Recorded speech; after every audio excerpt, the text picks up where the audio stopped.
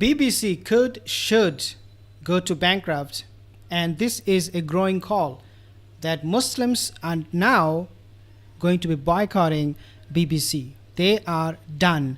They should disappear. What happened this time? I want to remind you of what BBC did a few days ago. They brought in a guest, and the guest was talking about the Palestinian-Israeli conflict and all those things, all those issues. All of a sudden, this guy, he started to compare Hamas and Palestinians with a ghetto, that was formed during the Nazi Germany. Now, he basically says that he wants to compare this organization, means Hamas, with nobody else but with this kind of cult. And they said that Hamas terror is just like Warsaw Ghetto uprising. This is exactly what this guy compared. What BBC did nothing. Now let's talk about what happened this time. This time I want to let you listen yourself before I make any comment. This is the piece. Here in the UK, the Prime Minister Rishi Sunak visited a Jewish school in London to underline his support for the community. The visit followed several demonstrations across Britain, during which people voiced their backing for Hamas, which many countries, including the UK and US, consider a terrorist organisation. So, number one is that BBC this time, they claimed that these people are backing Hamas, not Palestinian cause, not the Muslims, not what is happening there, but they're backing Hamas. Now, just to let you know, guys, if you are supporting Hamas in UK, you will get 10 years in prison. Means, according to BBC, these 150,000 people they are supporting, they actually break the law and they're supporting Hamas, and they should all go to jail for 10 years. So let's take a listen at this report. It's worth taking this back to the beginning. What we saw on Saturday was Saturday a week ago was the result of a pre-planned attack by Hamas terrorists on civilians. They'd been planning it for months. They decided months ago, and they decided to plan every single detail of it, to go into houses, to go into the streets and to behead babies and to rape women and to do the most unspeakable crimes possible. The result of that in the UK and around the world has been, some people have decided that this is the right moment to demonstrate support for Hamas, to take to the streets calling for the annihilation of Israel. And let's be clear, that is what from the river to the sea means, but also... And that was happening. So again, misinformation, beheading children, babies, and then calling this protest, these rallies, as support for a criminal organization. It was not about Hamas. People were protesting against Israel, what they were doing in Gaza. This was not about supporting Hamas. So basically, as Joe Rogan, he said in his podcast that if you are not supporting Israel, that means you are a sympathizer of Hamas. That's as simple as that. This is what he said. So this guest, he was brought in by BBC, and he kept on lying, giving us all this kind of misinformation, disinformation, and at the same time BBC was keeping it quiet. Then eventually they issued a statement. Let's take a listen. BBC News, we reported on some of the pro-Palestinian demonstrations at the weekend. We spoke about several demonstrations across Britain during which people voiced their backing for Hamas. We accept that this was poorly phrased and was a misleading description of the pro-Palestinian demonstrations.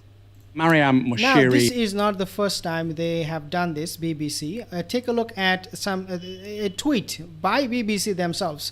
In this tweet, they are actually talking about misinformation and the danger of disinformation and blah, blah, blah, blah, blah. And they actually, at the same time, are participating in this kind of misinformation. So when I say that Muslims are waking up and they should boycott BBC, I mean every single word of it, because BBC is not going to stop spreading these kind of lies. They have done it in the past, and they are going to continue on to do this all the time. This is what they have tweeted. Can you imagine? This is what BBC said.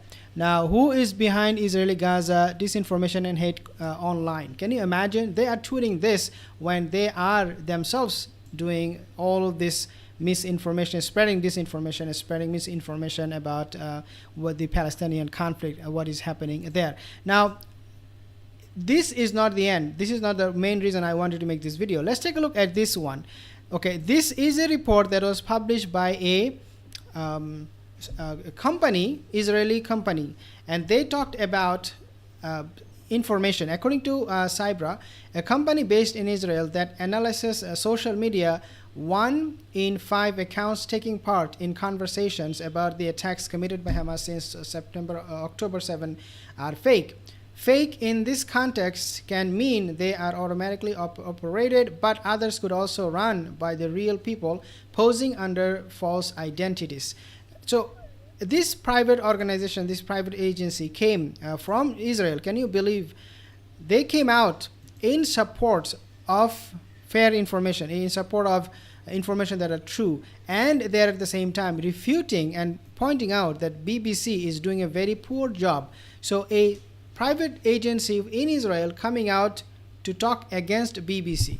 And this is what BBC also posted without really knowing that this is going to have some consequences. People are going to know the truth. But this is what they are talking about. So this is what BBC actually hired, a private agency. So disinformation, BBC's disinformation efforts examining Israel and Hamas extend to quoting private business based in Israel. I mean, can you believe this? This is what BBC is doing.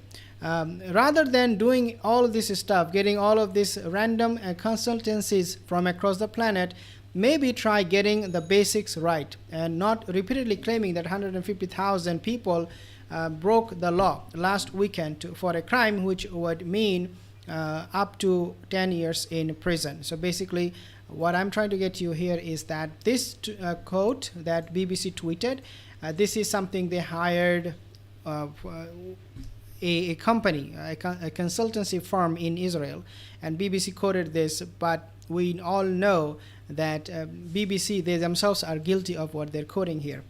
But the call for boycotting BBC is growing. If you're a Muslim, if you're a Palestinian, you believe in justice, fairness, do not support BBC, because this news organization knows nothing but lying about the Palestinian. They have done it in the past. They invite actually guests in their shows, and they encourage them to lie about the Palestinian and what is happening between them with Israel. So again, do not trust a single word of BBC. Boycott them. This is the main purpose of this video, to send you a message, guys. Please boycott BBC. Do not tune into them. Do not go to their website. Do not listen to what they are saying. Do not believe anything that they're showing. All of these evidences, the quote unquote evidences. Oh, this is what is happening now. This is how Israelis are suffering.